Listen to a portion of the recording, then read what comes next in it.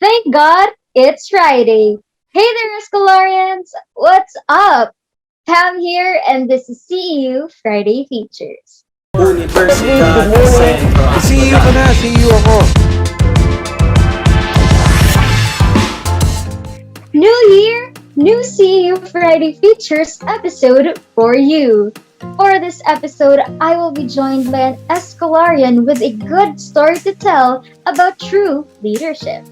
But of course, before we proceed, make sure to like, share, subscribe, and hit that notification bell. Our featured Escolarian is a consistent full university scholar and a rising student leader.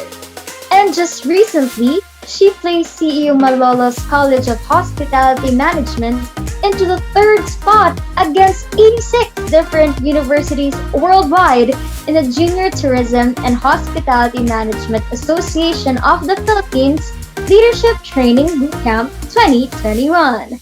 Escolarians, let's welcome Natalie Jessie Chan. Hi, Hello. Natalie. Good day, Pam. So, how's the new year so far? How is 2022 treating you? Well, 2022, the new year, it's been very fulfilling for me. I'm trying new hobbies. I'm focusing on myself right now, like reading books. I've been exercising a lot lately. And ayun, it's very fulfilling and I'm just so happy that I get to welcome the new year fully equipped with all of the things that I want, like more learnings, more wisdom, and all. Wow, that's great to hear, Natalie. I'm so happy for you that you're focusing on yourself. And as you should, 2022 is your year, our year, indeed. Now let's go straight to your recent participation in the Junior Tourism and Hospitality Management Association of the Philippines Leadership Training Bootcamp 2021.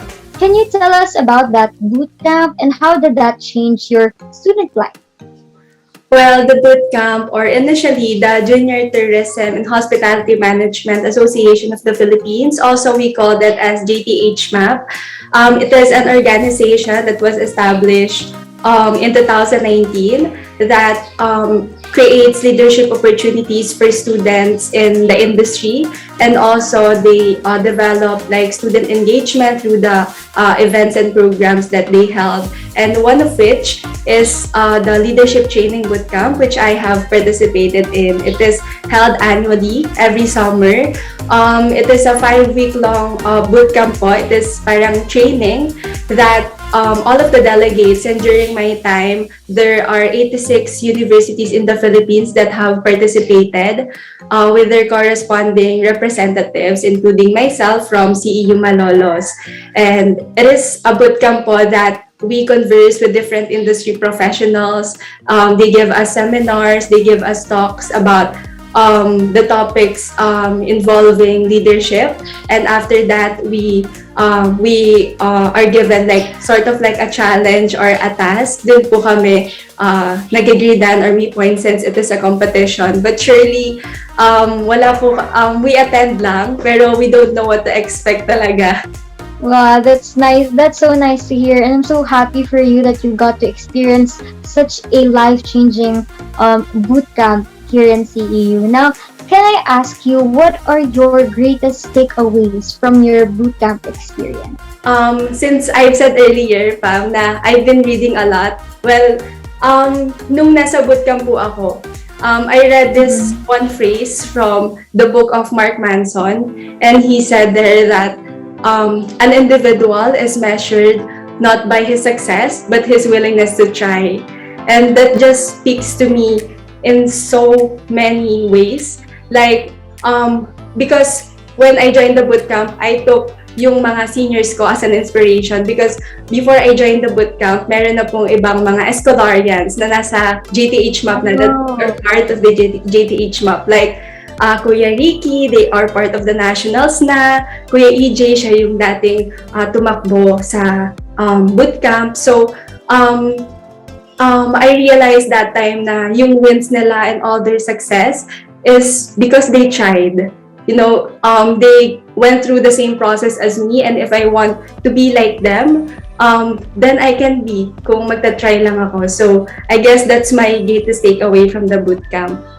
Wow, and that's so nice. So it's really the willingness to try. You'll never know if you don't try. And so that was so beautiful, Natalie. And usapang college na tayo. Can you share with us what type of student you were when you haven't decided to leave yet? What type of student is Natalie when she hasn't decided to be a student leader yet? Well, ever since PAM, lagi nang I was always characterized by my professors, by my teachers as a very, very shy kid. Like, kapag may mga programs and I know that it involves, speaking in public, performing in public, ako na yung una-una magvo-volunteer na. Ako na lang gagawa ng script. Ako na lang yung prop. Para hindi na ako kasama sa magpa-perform. That's the kind of student I am. Since siguro nung grade school, syempre hindi ko pa masyadong alam nun. Tapos nung high school, medyo nadala ko pa rin siya. But it has improved a lot since I had friends, I had, motivating professors. Pero nandun pa rin siya eh. But I can say that I don't have leadership experience before. Nagiging student leader na rin ako before, but sa classroom lang, in the sphere of my class. Class officer, but never as a class president. I have never been a class president all my life until college. Though I have that kind of weakness, I'm very shy. I can say that within myself, I'm very driven. I want to change. I want to improve as a person. That's why as much as possible, I'm trying things. Though I feel like yung pagiging shy, pagiging quiet, it's in my nature now. Well, I talk a lot with the people I'm comfortable with. Sa greater audience, medyo hindi po. So, ganong student lang po ako before. Yes, I understand because I'm an introvert as well. So I know it's hard to really talk to other people, but it's really nice that you are trying. Now, let's talk about true leadership in the lens of a student leader like you. Can you share with us what you learned from being a student follower to being a student leader? How was that transition? Parang a two-way street. You need to give and take. As a member, you need to listen. Kasi yung ginagawa naman ng leader, it's for the sake of the whole group. And that for me is what I've learned from my experience from being a member muna and then I became a student leader. I feel like mas na-respect ko yung position ng mga leaders because of all the things that they need to spearhead, all of the areas or all of the aspects in the group that they need to keep an eye for. So parang mahirap talaga yung role ng leader and also yung pagiging follower din. It's really a two-way street talaga. So you really need to be a good member and also be a good leader as well. What is or are your advices for your fellow students who maybe leadership is for them, but they're too shy to try? We strive not for perfection, we strive for progress. We take baby steps, little by little. Basta we set our mind to that kind of goal, then we can do it. And I've read this quote, and I don't know which book or who is the author, but he said there that the greater our fear, the smaller we become. So I guess my advice would be, let's all be the bigger person than our fears. And I guess that's just a beautiful reminder to just embrace the process and do not fear change because the things that scares you makes you grow after all.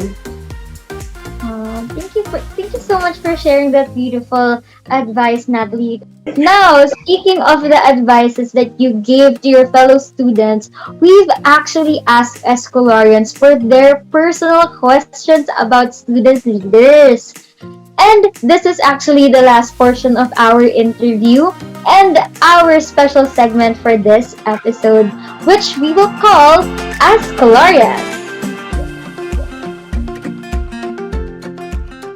Yan, are you ready for this special segment, Natalie? So we ask students in Twitter using the hashtag Escolarian. So are you ready to answer their question? Yes. I'm very nervous but I'm excited.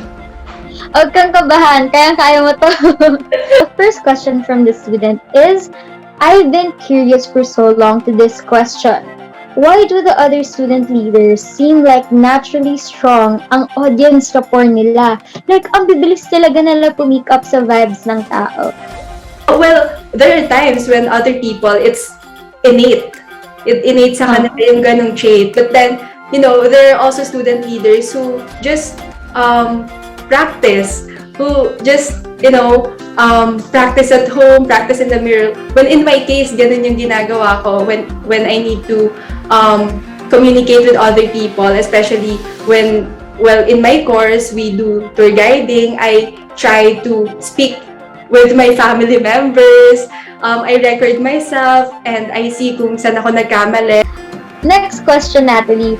Ano ang differences ng pagmamanage ng events ng face-to-face at ng online? When you're in online setup, it's hard to catch the attention of your target audience. Kasi you really need to create pub mats and all. When sa school, i-announce lang siya, diba? Kapag online kasi, it's hard na parang i-encourage yung other people. Kasi it's just easy to enter the Zoom meeting and then in the midst of the program, alis ka na, diba? So, I feel like it's much harder right now, but I feel like in a way, it's much more fulfilling kasi you think of better ways para gawing mas light, mas encouraging, mas motivating yung magiging program.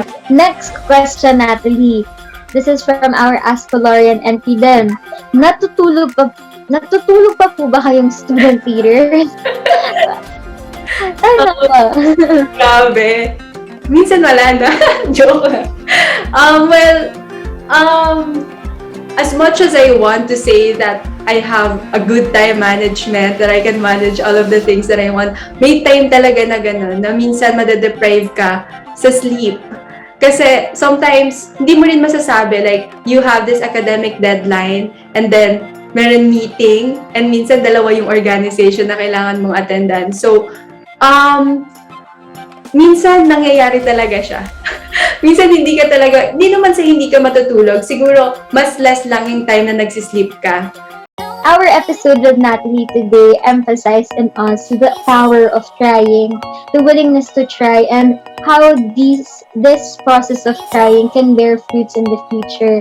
And as Natalie said earlier, we should really just take one step at a time and strive for progress, not perfection. So thank you very much, Natalie, for that fruitful conversation and for all your advices to me and to other student leaders as well.